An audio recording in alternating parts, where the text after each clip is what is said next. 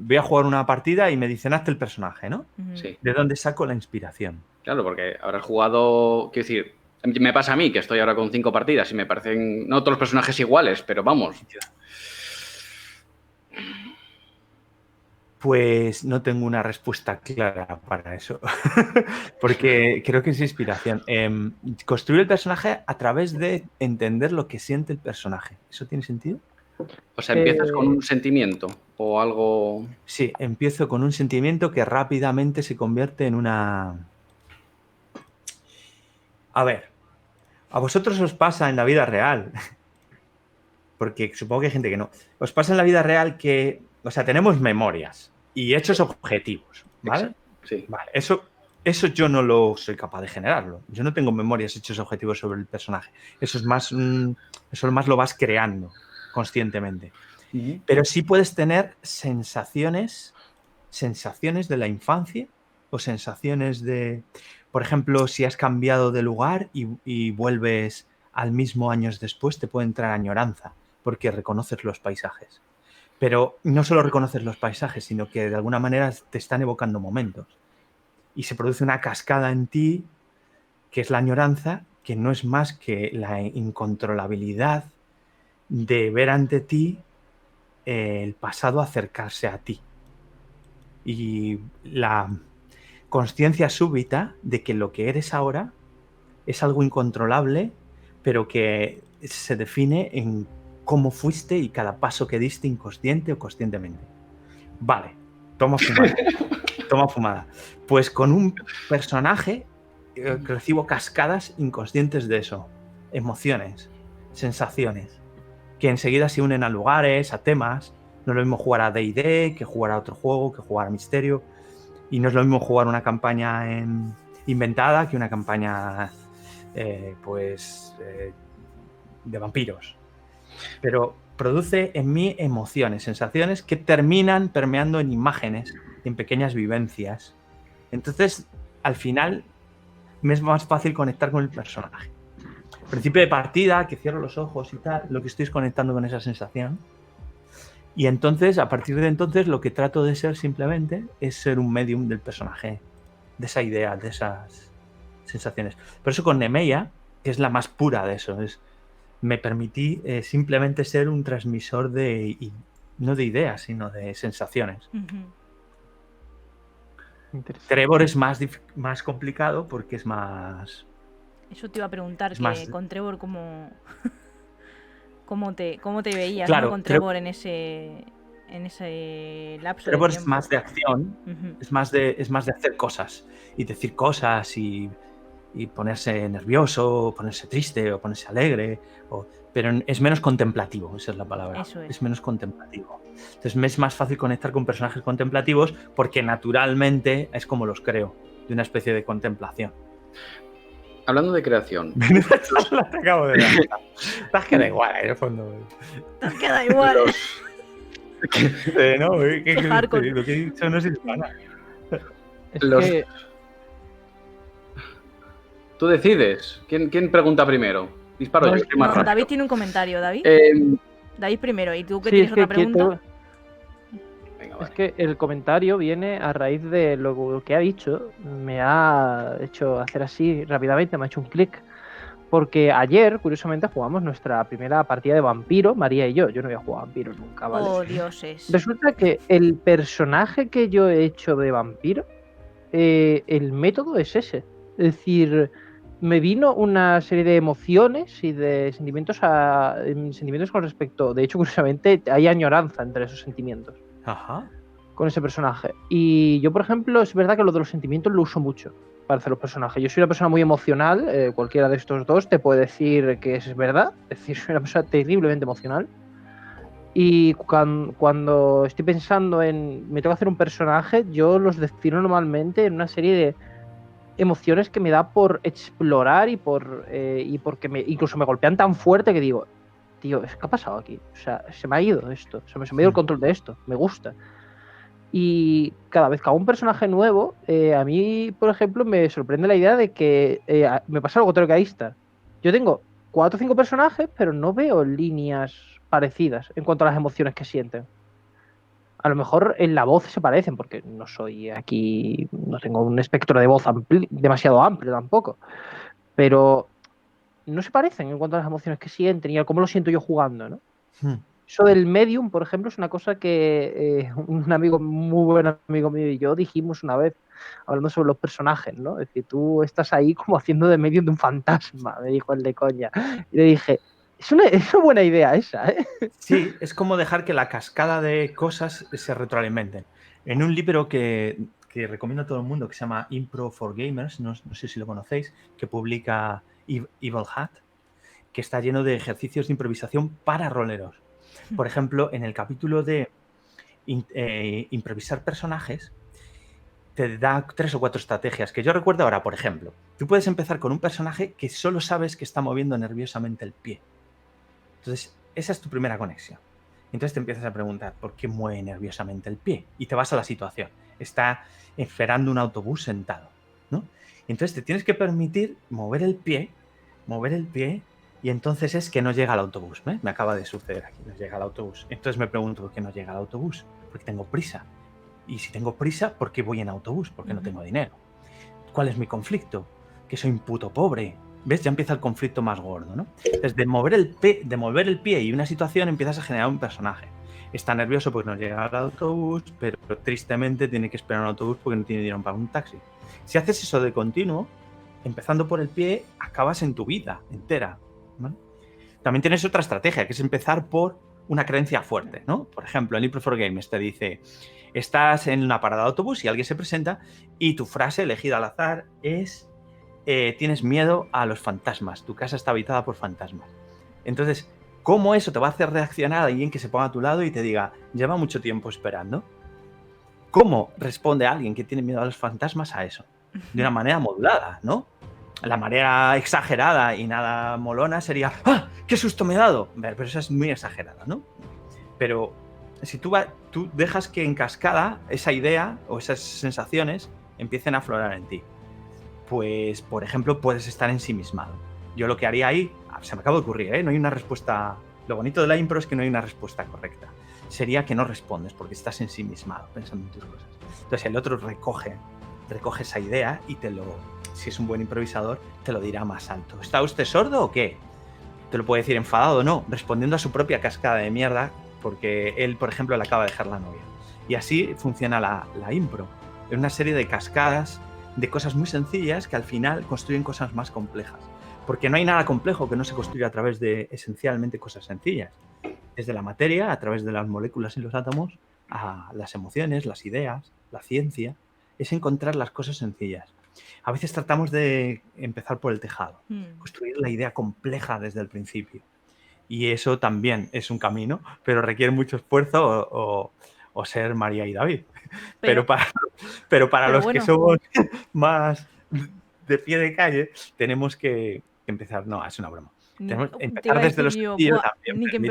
Ni que empezásemos por el tejado nosotros. Uf. Qué va. De lo más mundano incluso, ¿no? Esta es una respuesta más naturalista a cómo construyo personajes. Tengo sensaciones, a veces muy tontas, y a partir de ahí construyo en cascada. Por capas. Yo también hago como por capas. Sí, reaccionando. Muchas veces por eso busco el conflicto, para descubrir al personaje. Si cuento yo de cómo salió Biche. ¿Cuenta? Es que es muy infantil, ¿vale? Yo quería un personaje que tuviera un Kopesh, que es la espada cura. Ya está. No sé, sí, empecé por ahí. Quiero un Kopesh. Vale, esa es tu cascada. Empecé a evolucionar el personaje a diferentes razas, a ver cuál le cuadraba más. Y al llegar a la conclusión de que iba a ser una ambientación egipcia y que mi personaje era una especie de serpiente, yo dije, hostia, molaría un montón un rollo nigromante embalsamador. Y al final el Kopesh... Es que mola mucho tu personaje, la verdad. El Kopesh quedó en un lugar secundario, ¿vale? Y de una de esas ramificaciones nació Biche. Curioso. Sí, tuvimos muchas conversaciones, de hecho. Empezó todo con, qué guapo, llevar un Kopesh... Buah, mi personaje va a estar mamadísimo. Eran esas las conversaciones, ¿no? Todos los personajes nuestros empiezan así. Todos. Sí. Los de los tres. En plan, quiero, no sé, por ejemplo, el personaje de Elsior de la Maldición de Strath, que es un mago que tú en la partida lo ves que está creando sus hechizos, no es un tío que ya se lo sabe, ¿no? En plan, tú estáis hablando de cómo matar a no sé quién y el otro, joder, si le meto un poco de azufre a esto y hago el círculo más grande, pero igual... Peor que eso, es rollo en plan...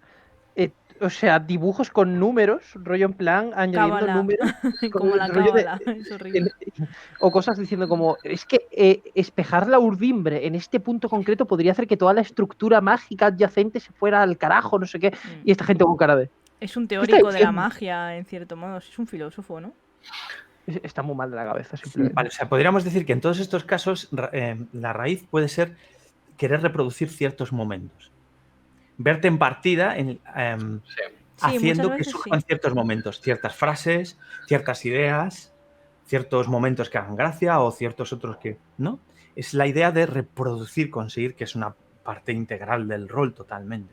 Claro, hay veces que partimos de esa idea y luego hay veces que, bueno, que teníamos como más trabajo autónomo y que cuando vamos a hacer como la primera quedada de vamos a hablar de qué tenemos pensado, a lo mejor uno ya tiene un personaje totalmente creado en la cabeza. Ya. Pero luego, claro, lo modificamos con eso, con nuestros deseos, ¿no? Claro. Quiero que, jolín, pues tu personaje me gusta mucho, voy a modificar esto del mío para que tengamos una relación, un vínculo. Entonces empiezas a modificar ya más, ¿no? Como si el personaje viniera hecho en barro y no tuviera todavía la cara bien formada, ni el cuerpo, ¿no? Porque cuando uno trata de reproducir momentos o emular momentos, parte de lo que sabe y que lo que ya sabe y está hecho, lo que ya está creado como autor, se produzca. Pero cuando dices, me gustaría tener esta relación, es que quieres explorar, que es el otro lado, que es quiero jugar también para descubrir. Claro. Entonces, uno es jugar para mostrar y otro es jugar para descubrir. Después Entonces, lo que me has dicho tú... No, es que estaba reflexionando para mí mismo. Sigue, por favor. Que soy así de estúpido, ¿vale? No, pero es que me interesa, justo, porque es una reflexión que viene al caso. Es que estaba pensando, claro, después está este poder que creo que tiene la mesa a la hora de forjar personajes en hierro, siguiendo la de esta de María. Porque cuando tú traes a tu personaje, está en cierto modo incompleto. Porque no tiene ese poder que trae el rol de interactuar y de, como tú dices, descubrir el personaje, de explorar. Entonces la mesa forja también a tu personaje. No lo traes tú como si fuera un objeto definitivo. La mesa termina ese proceso y cuando acabas de jugar con ese personaje para siempre, te das cuenta de que no ha sido una creación tuya, sino ha sido una creación de todos, como la misma partida que acabáis de jugar, de hecho. Sí. Voy a añadir, si me permites, Pedro, un comentario al comentario de Elsior. Y es que nosotros en el mercader de Kisalutu jugamos con el triángulo de Angmaril, el triángulo tal. Y el otro día tuvimos un problema porque es que yo no encajaba en ninguno de los tres sitios. Vale. Porque yo lo que buscaba en ese momento era interacción con el resto de personajes. Sí. Y no sabía dónde colocarme. Al final me coloqué entre emoción y progreso. Pero realmente no sabía dónde ponerme. Y creo que va al caso con lo que dice Elsior, porque al final la relación entre los personajes de los jugadores te vincula un poco al mundo. Eso es. Y desparrama un poco ese mundo entre los personajes. Y los personajes empapan un poco al propio mundo. Y se hace una suerte de cadena y creo que es lo que hace que las partidas sean tan inmersivas. Es cierto, estuvimos hablando, incluso teorizando, de en vez de un triángulo hacer un cuadrado, ¿verdad? En el que estuviera ese apartado, ¿no? Como interacción, ¿no? Que tu personaje... Estoy escribiendo interacción ahora mismo. Pues justamente, la palabra interacción. Justamente era por eso que les dije, a lo mejor en la próxima partida lo probamos, a ver si funciona, ¿no? Porque sí que es verdad que, a ver, la partida que hicimos era también una presentación, ¿no? Entonces hubo bastante tiempo en el que les dije, oye, seguramente en la primera hora a lo mejor no roléis todos juntos, de la forma habitual, ¿no? Pero bueno, eso es un consenso y ya está. Es que el triángulo viene de teoría teatral. Claro. Entonces, en la teoría teatral, las escenas de emoción son aquellas en las que se relacionan los personajes. Pero al ser teatro, obviamente va a haber conflicto y lo que hay es emoción, o lo que se trata de producir. Pero el rol es un poquito más amplio que eso y a veces lo único que quieres es interacción con otros fines. Porque la cuestión es que los personajes, por ejemplo, el de Elsior y el de Foz, Inso, tenían una filosofía de personaje propia y yo quería ver cómo se relacionaba mi personaje con esa filosofía tan cerrada y ególatra que tiene con la filosofía viva la vida del personaje con el que interactuaba y tenía curiosidad por ver cómo se acercaban esos dos personajes. Entonces, eso tampoco es emoción, es un poco el juego de ver, de ese intercambio dialéctico en el que, a ver qué pasa, a ver quién es, qué surge de esa conversación. Depende cómo lo interpretéis todos en la mesa. Lo importante es que todos entendáis lo mismo para que sea un vehículo de comunicación. Ahí, para mí, es una mezcla entre emoción en el sentido de interacción entre personajes, que quieres interaccionar. Es decir, le estás diciendo al resto, dadme espacio aquí, porque tengo que hablar para sacar algo de aquí. Tengo que relacionarme con los demás. Y quizás sea el progreso si tu idea es que de esa interacción quieres sacar algo que avance la historia. Claro. Vale, entonces, cuando has dicho Istar, porque yo tengo aquí todo apuntado, volvemos por detrás. María, Guay sería jugar con un Kopech, ¿no? Toma nota. Sí. Eso sería jugar para mostrar a los demás. No, eso yo creo que es una fantasía de poder. Bueno, no es incompatible. No, para nada. Claro, la fantasía de poder siempre necesita mostrar el poder, si no, menuda fantasía. Pero creo que es una fantasía de poder muy infantilizada, en plan, quiero un personaje que lleve un Kopech, una espada grande, curva, y que sea algo... Además, al principio iba a ser un bárbaro con una espada muy grande. Vale. Y es algo realmente que no tiene sentido como personaje, no tiene sentimientos, no tiene corazón. ¿De dónde te nace? Claro, pero ¿de dónde te nace a ti, Istar, ese deseo, ¿no? De llevar a ese personaje con el Kopech. A lo mejor no es tan infantil como piensas. Es una ilusión, ¿no? Que tienes tú de otra cosa. Imagínate que Claro, ¿no? Imagínate que es una ilusión infantil. Me gustaría que no me gustara. Y eso no es positivo. Por eso te sientes infantil. Entonces, te estoy tratando de dar la solución. Que es que lo que estás percibiendo es que te estás dejando la otra parte, jugar para descubrir. Entonces se te está quedando un poco plano. Entonces, en vez de luchar contra la idea de qué divertido llevar un Kopech, abraza la idea a tope. Pero lo que te dice María, pregúntate, pásate a la otra zona de por qué mi personaje, por qué es tan importante el Kopech. Entonces ya tienes lo mejor de todo el mundo. Y para responder a esa pregunta necesitarás lo que te dice David, jugar para reunir al grupo que es más grande que tú y de repente tendrás todo. Es decir, que para construir un personaje no solo es ser autor del personaje, bien infantilmente como tú dices, que yo creo que no lo es, de una idea muy sencilla, o elevadamente, como voy a construir un nuevo imperio que nadie ha visto jamás en la narrativa española. ¿Vale? Pilla la referencia. Pero no he hecho ninguna referencia, pero todos tenemos un personaje a lo mejor que piense eso. Y otra que es, voy a jugar a descubrir, pero para eso tengo que hacer las preguntas apropiadas. Es decir, tu Kopech es el pie que se mueve del ejemplo que antes yo decía. ¿Por qué estás moviendo el pie? Claro. Ahora. Es buena esa, es buena. Eso es. Muy bien. El descanso largo es nuestro nuevo formato de vídeo para conversaciones roleras. Extraemos clips de charlas que tenemos con otras personas y que pueden ser de vuestro interés.